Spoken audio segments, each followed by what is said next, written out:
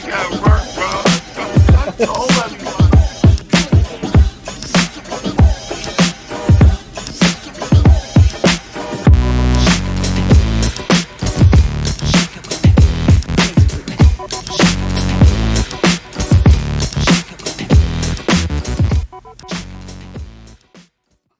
Welcome, everybody, to Changing of the Hip Hop Guards podcast. I am the journalist Sincere. It's my partner, Uncle E, and today we have the legendary E Love joining us. Thank you so much, E Love. No problem, brother. Appreciate the invite, man. How are you? Good. We want to talk a little bit about your history, your career, and what you have going on in 2024. Sure. Those who may not know, can you take us back to where you were born and raised? I was born in St. Thomas, Virgin Islands, raised in the Bronx, and I was really birthed in Queens as far as the knowledge that brought me to the 50th anniversary of hip hop. No doubt. Take us back to, 40 years for me. Go ahead. no doubt. Take us to growing up in New York during your teenage years. Man, growing up in New York during my teenage years, those were some of the best years of my life because everything was brand new. Everybody was brand new. Everybody was broke together. We made millions together, and we became from boys to men together. So, growing up, there's a lot of talented kids in my neighborhood, you know, and Curtis Blow and those guys was getting started, and there was a couple of really talented guys. But we'll get into that later on in the interview. Go ahead. No doubt. At what point do you meet LL, or are you already at Def Jam working over there?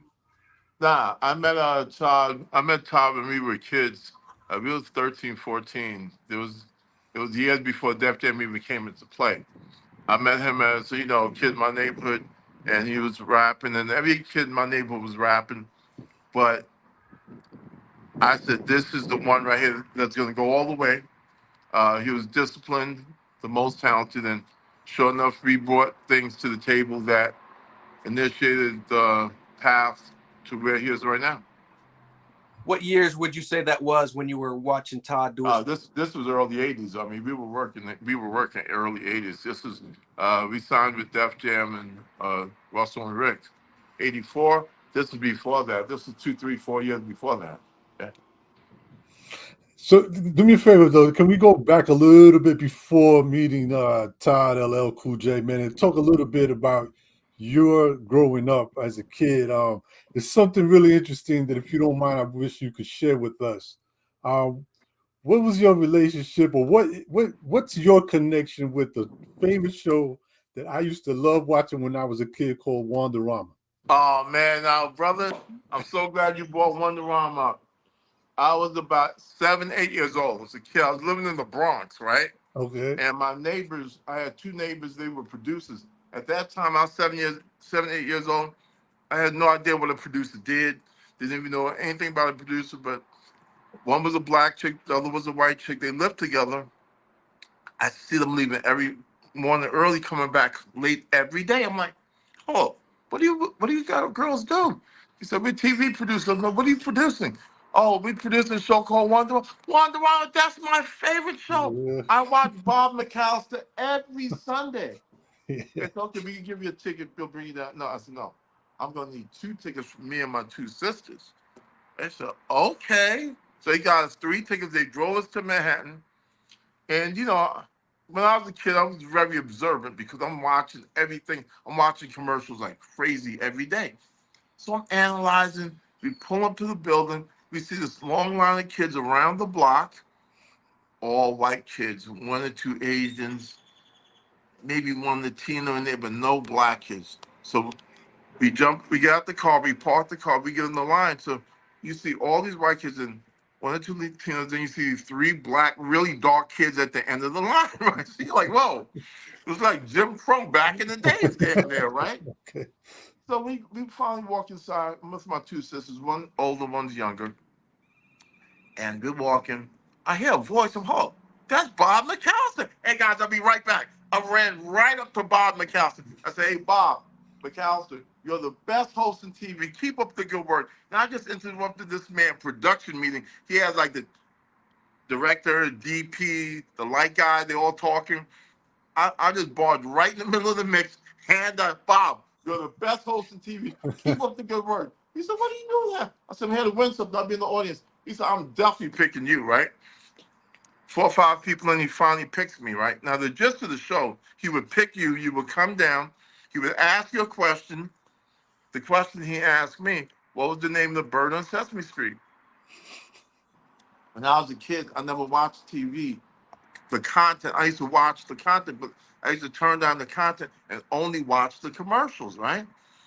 So I didn't know the answer, so I read my sister's lip. Big bird, big. I said, big bird. He said, pick a prize. Go there, pick any prize. Went over there. They had brand new Huffy bike, 10-speed bikes, Schwinn bikes. So I saw this hat in a box called the Magic Hat. Something like this hat, but it was more like a, uh, a hat that you wear if you're driving somebody in the horse and carriage, right? One of Oh, those. okay, like a top hat. Exactly, like Yeah, a yeah, top hat, right? So it was like 8 of us. I had 5 sisters and 2 brothers. It was 8 of us, right? We only had one bike amongst us. So the normal pick would be take one of the brand new bikes. I didn't do that. I took the Magic Hat. Why? Because I saw that commercial every single day after school. And this guy put on this cape. He pulls out this wand and he started waving the wand over the hat. And bikes and money and everything's flying out. I'm like, oh shit, this is real. yeah. Hey, I'm taking this hat. My sister was like, oh my God, you are so stupid all the way home. You have an opportunity to take a brand new bike and you take this cheap plastic hat in a box. Oh my God, you are the dumb. Hold up. I'm the only winner in this car besides the 2 up front. So I know you're not talking to me like this, right? So I had to check around there. So we got home, 3 o'clock in the morning. I'm at the bottom bunk because we had bunk beds, right? So I'm on the bottom bunk. I have my sheet draped down so nobody can see what I'm doing. So I'm awake with my flashlight hanging down, putting this hat together, trying to make magic. I'm moving the wand, nothing's happening. I'm like, what the hell? I finally get to school that morning. I get on the bus stop, get on the bus, and I saw you. What? Everybody saw me because it was a live TV show. Right, right. So I get to school. Good morning, Mr. Chef. Good morning, boys and girls. Before we get started, Earl, can you stand up? Please tell the class, including me, because I need to know how you got those tickets. Because I saw you and your 2 sisters there, and tickets for that show was 5 years away for everybody. So how did you get tickets? Well, I met the 2 producers of the show. They took a liking to me. As you can see, they brought me on the show with my 2 sisters, 3 tickets. When you can get tickets for 5 years, they brought me on the show. I happen to be a big winner now. Bob McAllister want me to come back on next season. Nice. That week, the girls was buying me lunch, extra milk, extra cookies. So the name of my book is called Famous for a Week because I was famous from that Monday to that next Monday because the next week a new kid would come on Right. and everybody would be on his fame now instead of my fame would be yesterday. So that's the name of my book. It's called Famous for a Week. It'll be out 2025, and life goes on. Nice, nice, nice. Yeah, man, that was one of my favorite. Like for anybody that's watching, like probably, I guess, I don't know, 30 and under, have no idea. Wonderama at the time was kind of like as big as what, like a Nickelodeon, let's say. Eggs. Right, Wonder Woman right, was Nickelodeon because if you remember their guests, right, they had like Michael Jackson on there, they had the Jackson 5, right. Muhammad Ali came on there, Paul Simon. They Yeah, had big yeah, time guests. yeah. That And was the show. actually they're remaking the show right now. You know who's the new host? For real? No, I didn't I'm know telling that. you, the show's back on the air. Yeah, it's back on the air. You know who the Oh, host is? The host is Donnie and Marie Osmond's nephew's the host of the show. get out of here. I'm dead. Should go Oh, I online. gotta look. Yeah, yeah, yeah. Oh, Check it wow, out. that's Yeah, crazy. yeah. That's crazy. Yo, thank Because you for sharing that. what I was trying to do, I went over there to get that tape of me when I was on there as a kid, right? Yeah, yeah, yeah, yeah. But you know what happened? You know what they did? They erased back then.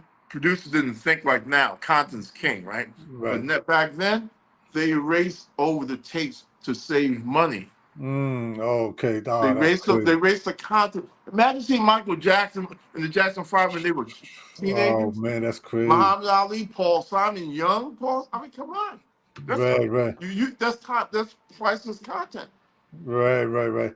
Yeah, Um, yeah, thank you for sharing that, by the no way, man, because problem. that was one of my favorite shows. But Can you also just talk a little bit, and then we'll get right back into LL. But I just was curious, some of your other interests besides music. As a teenager, I know you played some sports. You played baseball.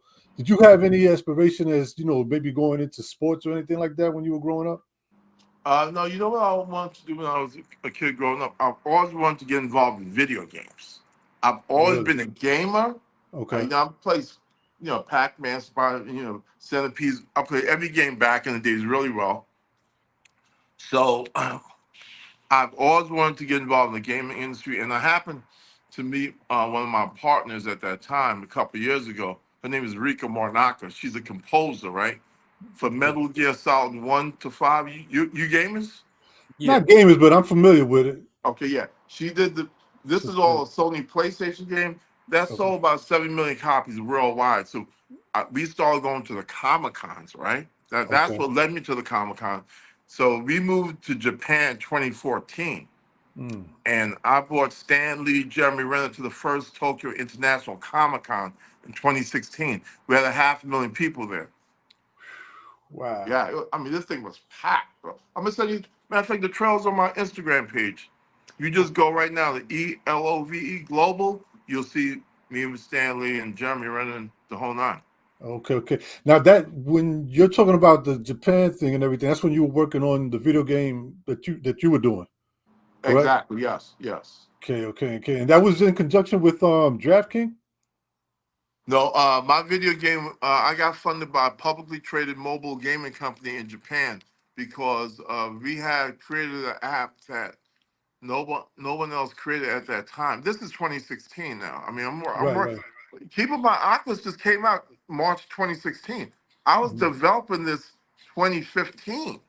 Okay, okay. I was I was ahead of everyone in this space. The only difference is I did not have the type of money that Mm. Facebook had. You know what I'm saying? I mean, me Right, right. against Facebook. I mean, you know who's going to win that battle. So, Right. but if I had 100 mil or 200 mil, that game, I actually went to Japan and China. Uh, I linked up with a software company that started making my game. I had two games. I had the game called Fearless D. D stands for Drift King. Hmm. Are you aware of who the Drift King is? Right. Wasn't he oh my God, what's the he did the movie, right? Fast and Furious. Right, right, right. Fast and Yeah. Furious. Yeah, he's behind the whole franchise. That's why they named number 3 after him, Tokyo Drift, right? Right, right. So, Yeah. long story short, Tokyo Drift is the face of my racing game.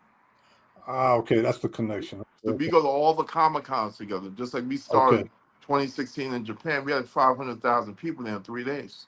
Wow, that's crazy. Yeah. How was meeting Stan Lee in person? Oh man. I mean, I met Stanley about 20 years ago. We stayed in touch, around the holidays and stuff like that. But I never really asked him to do anything or asked to be a part of his project. We all Mhm. stayed in touch, and I knew when I had something that was real, which was the Comic Con, and the fact that I got funded by a publicly traded mobile gaming company in Japan. Mhm. It's hard for any black guy to raise money in America, but Right, try right, doing right. it in Japan, bro. That's a whole different ball game because you have a language and a race and a culture barrier. Mm.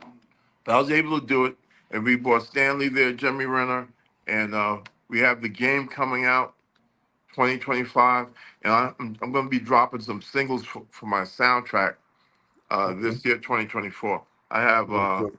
some of the top young artists on that, and I have some of the top classical artists from, they're all in the Rock and Roll Hall of Fame. These are all household names, and they're all in the soundtrack. Nice, nice, nice. All right, man. Let's get back to it. Yeah. What do you remember most about taking a young LL around to Def Jam early on?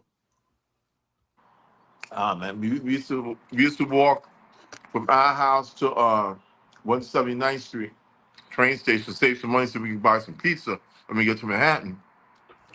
Uh, I mean, he was somebody that always believed in what he was doing. I mean, the belief was there, the hunger was there on both sides, and I started off in that space with a guy named Peter Gation. This was before Def Jam.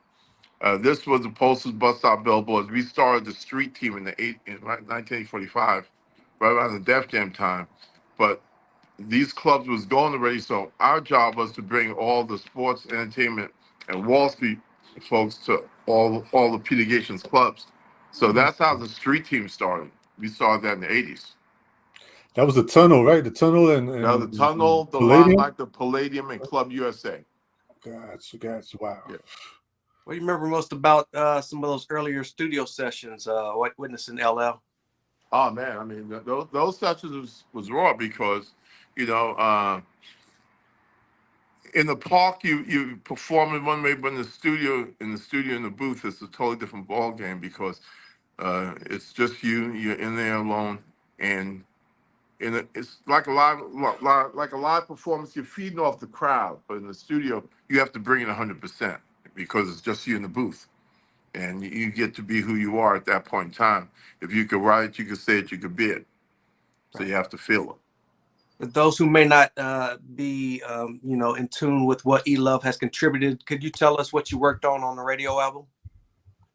Man, radio. I mean, to be real with you, it's been so long. It's like I have to sit there. Oh, that song. That my brain is just in another place right now. The music is not my focal point at this point in time, especially stuff that I did 30, 40 years ago. Right. That's. I mean, no, don't get me wrong. I mean, I worked on Radio Bells. You Can't Dance. See, the radio in the Big and Deaf album, it came so fast. So some songs that we didn't put on to be kept, and we always talked about it, if it would be a fit. And each album is a different theme. It's a different time of your life. Things that you write for your first one, you can't use in your third one because you missed that moment. So that might have to go in your library for later, in your vault. You use it for something else, but for that moment, you have to come with something that's current. Yeah, which is what we did. What do you remember most about Krush Groove and how that came about? Krush Groove. Well, if you look through the movie real carefully, you'll see we were extras. Our names was now no credits. We was just getting started at that time, and then you had Run DMC, the Fat Boys, Curtis Blow, Curtis Blow, New Edition, Sheila E. Blair Underwood.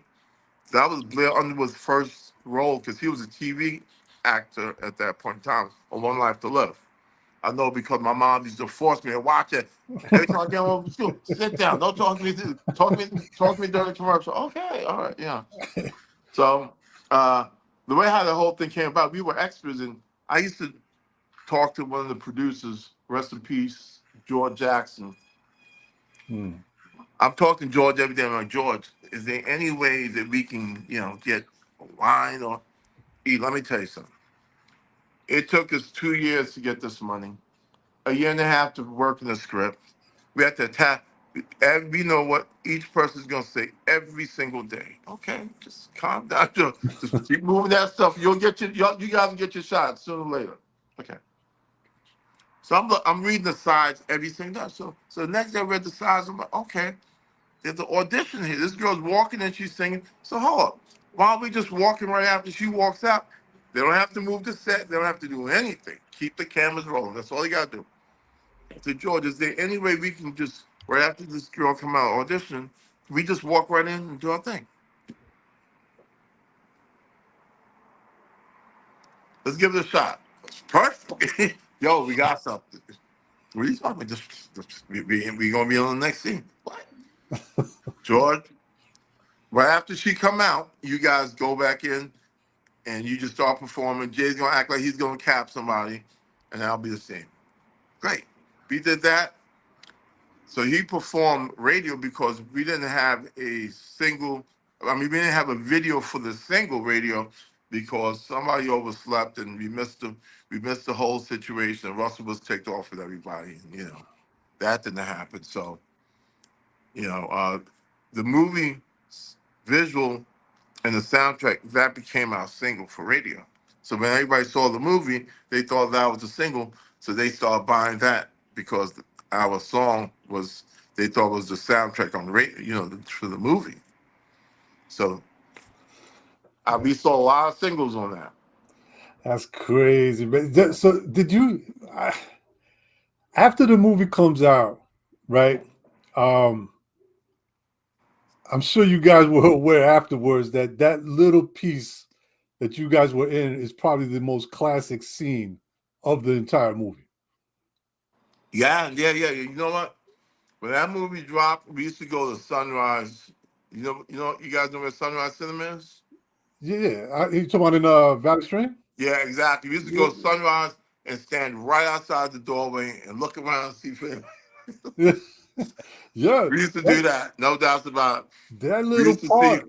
and we used to see the fat boys up there doing the same thing. You know what Really? I'm saying? So, yeah, I Nice, mean, that nice. was the place to be at that point in time. Yeah. That was the spot. That was the spot. But yeah, man, that little part was so classic, man. And then um, I remember wanting to see more of LL. And then if you catch it really quick, I forget. I think it's towards the end. He goes walking by with like a hand cart. He just like Yeah, walks yeah, right yeah, by with a yeah, hand yeah, yeah, cart yeah, in the yeah, back. yeah. Yeah, it's like crazy, man. But that's dope. So can you tell us a little bit about how were the actual studio sessions though when being in the studio when everything was being created? Was it fun? What kind of stuff was going on at that time? I mean, I mean, it was, you had your serious moments and Hmm. you had your joke sessions, but, I mean, there was the jokes. Nobody was really joking around. We were really there to get the job done. Hmm. Serious sessions. No, I mean, we didn't have phones then. Keep in mind, we all had pages and beepers. So, Right, your beeper going off, just keep it vibrating in your pocket. Look, see if it was important. If not, you just keep working. We used to work all night, grab some greasy cheeseburgers from the corner deli, come back and sit there all night and pound out. We would not leave until the song was perfect, for good enough to listen to get the next idea on how to finish. right. Yeah. Now, by the time the album comes out, what kind of reception? What's going on? How is people receiving this? And what kind of changed for you after that? Oh man, the album comes out. I mean, man, starting to do the shows start picking up. Next thing you know, they talk about us going on the Raising Hell tour, the Def Yeah. Jam tour, and the shows was coming nonstop. I mean, the big shows. We run the Fresh Fest. We run the last Fresh Fest with Ricky Walker, Curtis Blow, Fat Boys. That was uh, that was one of the biggest shows at that time that we were doing. I mean, that was one of our first early tours, the Fresh Fest. Man, how did you feel coming from the Bronx, Queens, little kid? You're on these big shows with so many people. I mean, at what point did you stop to look and say, like, damn, is this real? Like, what the hell's going on? Are when did it hit you? It hit me when the Magic Hat started working. You know what I'm saying? The Magic Hat worked, bro.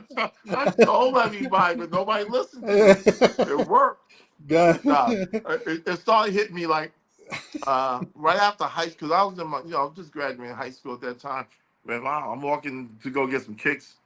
The chicks asked me for autograph and picture. I'm like, huh? Well, yeah, it didn't. It really started sinking in. Like, oh wow, this is wow. Okay, this is happening. It's just not in my imagination anymore. Right. So I mean, That's and it dope. happened fast because technology was moving at a fast pace at that point in time. Because we Okay. went from LP to cassette to CD real fast. Then we Mm, went to ADAT and everything else real fast. So we started off LP cassette. So as the music was dropping, the technology was speeding up at the same time, and the right. technology was catching up to the music.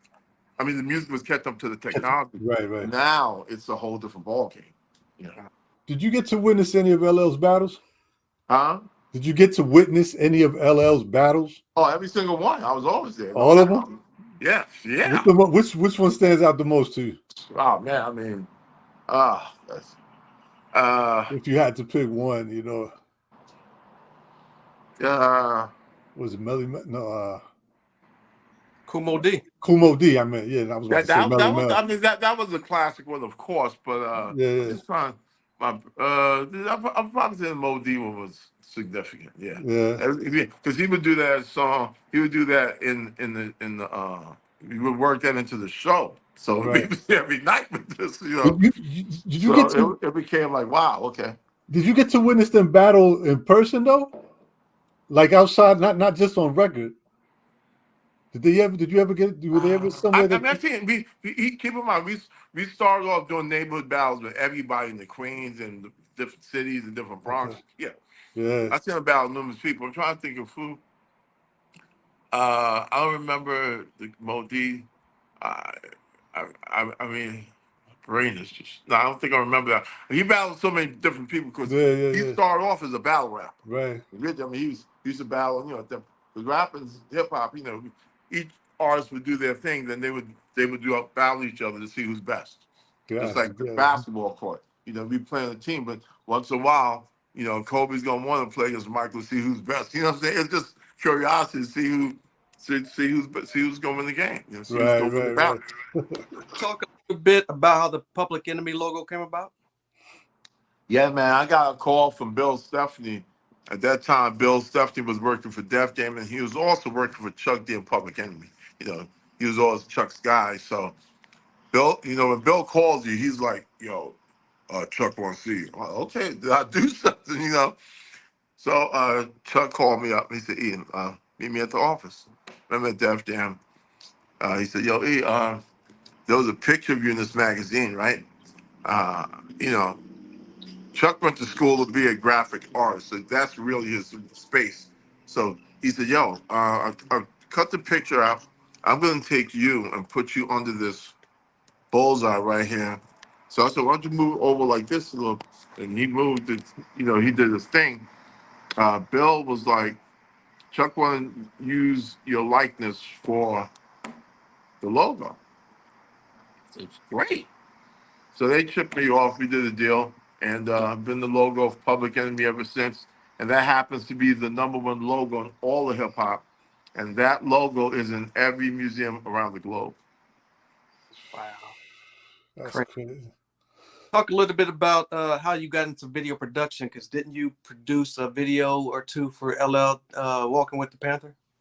Yeah, I mean, we all worked in Bad Video, Walk with the Panther video, and we would come up with different. Everybody would write down their ideas of what they want to see in the video, and we take some ideas. Some people would take some ideas. Then the day that we actually shooting, I've always been into coming up with ideas on the spur of the moment. If it hits you, it just hits you right away. Mhm. So certain things happen. I tell the director implement that. Some things he'll like, some things he won't like. That's I've always been involved in the creative process as long as for the time that I've been there. I've always been a part of the creative process, whether it's music video, the whole nine. Just like right now, I'm in the process of I'm in pre-production on shooting my reality show as we speak. It's Oh, called nice. Low. Huh? No, no, I'm sorry. I said that's dope. That's dope. Oh, thanks. Appreciate Yeah, that. yeah, It's yeah. called it's called Logo Out, right? Oh, It shows the video production side of the games. My music supervisor, kid in Detroit, putting together my soundtrack for my game. Kid's one of the top producers in Michigan, in the Detroit area. He produced everybody from Eminem to Rick Royce to 5 9. The list goes on. mhm. Payroll Giovanni. It's a long list. BG. So he's in charge of the soundtrack, and we have everybody in the soundtrack, north, south, east, west, and so this show's gonna show the production of my game, my soundtrack, and our apparel brand, SEYA, SEYA, leaving negativity in my competition behind. Yeah, we have a Nice. we have we have a we have a we have an apparel brand and a footwear as well. The footwear is going to be released first quarter 2025 at NBA All Star Weekend in San Francisco. Nice, nice, nice. You talked a little bit about the street team earlier on, being one of the first ones, right? Yeah, As we're far as one of the first. We're like the first guys to really put this thing together because at that time you only had flyers. Nobody had the phones was only for like millionaires and yeah, drug dealers. That's it. That's the only people that could afford a $5,000 phone bill. That's what your bill was back then, not like now. Right, right. So did you, how long did you stay as far as working, with the street team, and did you have a lot to do with Def Jam's overall street team process? We did that, Jim. We were the guys that start. We started off the East Coast. We moved to the Midwest, and they hired other people along the way. But we initially started the launch of the street team in New York City. That was the first 5 boroughs. That promoted the likes of Def Jam and all the songs that was coming out. We used to have the stickers. We had the flyers. We had a whole team that hit in each borough to promote the single and everything else they have coming out. Got you, got you. Were you always more of a person that liked to be behind the scenes as opposed to in front of the scene? Uh, the Or thing is, after, so you have to understand, me personally, I'm not a rapper, right? Mhm, So I'm not a DJ. I'm a producer. So mhm. back then, producers back then, they didn't have the visibility that they have today. Right. There's no producer like Khaled.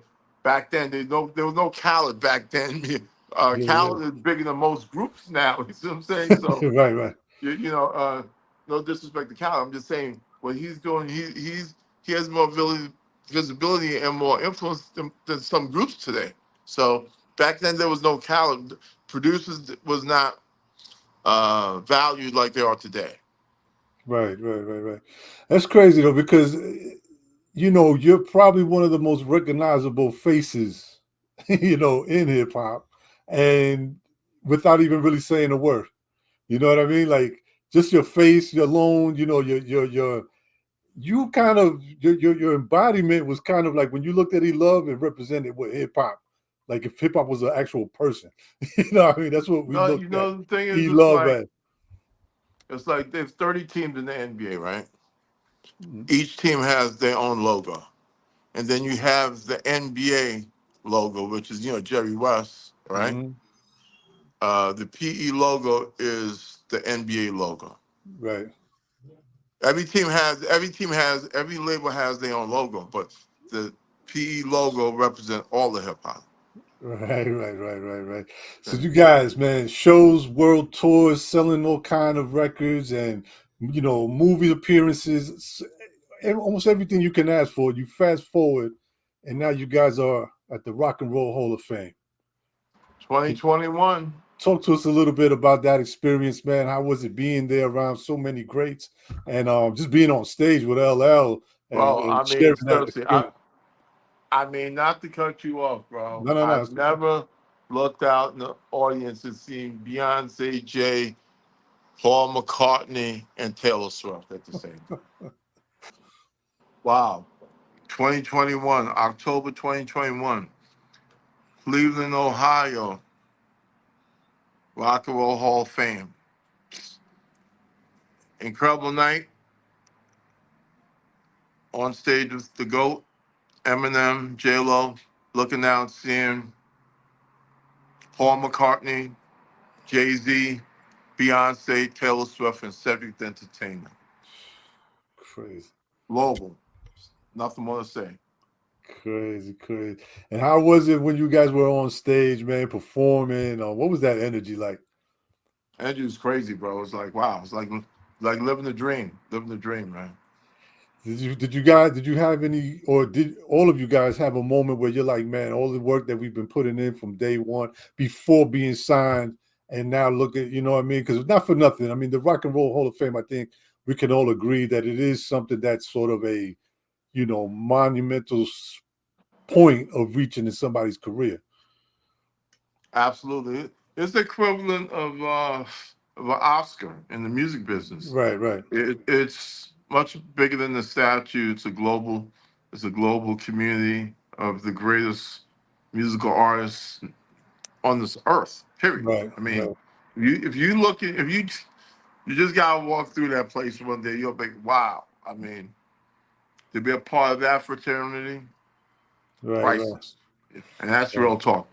Right, right. Well, we just want to say real quick on behalf of myself, Sincere, Changing the Hip Hop Guards, congratulations since we have you here, for reaching that point of your career, man. It's well deserved for all of you guys. So shout out to you, LL. cut creator, everybody. I appreciate the love, brother. Appreciate the mutual, No brother. doubt, no doubt. Seriously. Talk a little bit about some of your other endeavors. You talked a little bit about the book earlier on, video games. What else is E-Love involved in at this moment? Well, I've been working with one of the top civil rights attorneys for the last 13 years. She's actually one of the first black interns in the White House. Her dad worked for JFK and Lyndon B. Johnson. Uh, his job was to integrate the VA from 8% to 29%, which he did. Uh, she looks white, but she's black. She's from New Orleans, she's Creole, and she's one of the top civil rights attorneys in the country. For example, 1984, she was the first attorney to sue DCFS, Department of Child Family Services, on behalf of an abused child, which is 2.5 to 3 years old, barely 3 years old. She was raped over 250 times in foster care. Wow. Right? Oh yeah, it's a horrible story. So she takes these cases that the abuse has been dished out by the system to very poor black people mostly. And this is something that they can't talk about because of this ridiculous law called the 827. 827 is the 827 Welfare Institution Code. 827 is a code that prohibits the family members, the husband and wife, from discussing their case with anybody that's not a party to the case. Mm. Right? So about 13 years ago, I had a friend of mine. He's a major producer in the game. I can't say his name right now, but his kid was taken by DCFS. Okay. So his brother called me in LA. He said, "Yo, his kid was taken." I said, "What?" The last time he was at the courthouse, he got arrested. Just go up there with him. So I went up there with him, and he said he was going to meet his attorney, which was Wallace, supposed to be Wallace Pate. That's her name. Okay. So we met Wallace Pate. She said, "I can't take your case. Your case is not righteous. There's some holes in your case. They're going to try to keep your kids for as long as possible to make money off you." Right? So they kept his kids. His kids was finally released. Worked with this one of the top civil rights attorneys in this country. Her specialty is suing DCFS on behalf of kids that's been abused by the system. For example, I have a client, right? Uh, his name is Bobby Jones, right? Bobby kids was Bobby grew up in LA on the streets, he got into a little trouble. He had to do a little juvie time. He came out of jail and he turned his life around. Became a model citizen and the whole nine. So Bobby had 3 young kids. Bobby met this guy and he was a white guy. He said, "Hey man, I love your story. I want to make a movie about your life." Bobby's like, "Yo, I'm not here shit all the time, bro. Go ahead with that." That's right. Dude was serious because dude's brother owns one of the NFL teams, right? Mm. And he had paper, so they made a movie about Bobby's life. You can rent it on Netflix or Hulu. It's called Imperial Dreams, right? You should Okay. rent the movie when you get a minute, right? I'm gonna check it out. Imperial Dreams. Right after the movie just about to be released, it was at Sundance. They won awards, the whole nine. DCFS came and took all 3 of Bobby's kids on some fake abuse allegation. Bobby's kids was in custody for when the kids is taken, they're only supposed to be in custody for 15, 18 months, something like that. They were in custody for 9 years. Wow. Long story short, Bobby was dressed in drag. Uh, Bobby was sexually abused by the people he was living with. So long story short, Bobby Sr. had moved to Vegas. So Bobby Jr. ran away to be with his dad in Vegas. While he was in Vegas, I told him to take him straight to the scan team over at the university so the doctors could examine him because they will try and charge you with kidnapping Mm. because he was still in the system at this point. Right, right. Bobby take him to the scan team. Doctor said, "Oh my God, this kid been raped numerous times. Let's call the LAPD." Nothing happened. Nothing happened. Bobby falls into a wrong crowd in Vegas. He's in a car. Do you know about the Kia challenge? Yeah. Mm-hmm. Okay. Okay. Bobby's friend just did the Kia challenge. They had a hot stolen Kia. There's five of them in the car. They're driving around. They run through a stop sign, hit a utility pole. Cars explodes. Three of the five kids in the car is killed, including Bobby. Oh wow. I'm gonna send you the story. You can see it for yourself. It's Yeah, all yeah. over Vegas news and the whole nine. This is big news out here because this is a black young filmmaker. You know Right. that they ruined this kid's. They killed this kid. They ruined the lives of his other two kids. Wow. His older brother's on probation right now. Who's just turned 17. You know where he's headed.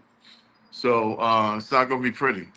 So long story short, I've been working with this attorney, and what we uncovered is a RICO operation. Everybody's in on this. Mm. Take all the kids because they get $31 billion from Title 40 Social Security Welfare Act every year. This is big dollars, bro. I'm saying every state is in on this. Every governor, they look the other way because it's mostly black kids. Yeah. And this is how they make sure that unless you able to rap or you're an athlete, you're not getting out of this system. Right, right. So I've Damn. been working. So we actually put 200 kids through college in the past 12 years. We have a fund that we put kids through school in LA, from Compton Watts area to UCI Irvine. That's the number five tech school in the country. I have a Mm. deal with that school, dean, to bring students in there. Mm. Wow. Yeah, that's crazy, man. Well, man, that's a hell of a job that you took on, man. That sounds. And you know what's crazy is that you don't really even hear much about that type of stuff. You don't hear it at all. You know why? Yeah. Because the media they follow the lead of the governor, and they give these people more money. Because they taking these are pretty much black and Latino kids. Mm-hmm. Once in a while, you'll see a white kid in there. You don't see no Asians in there.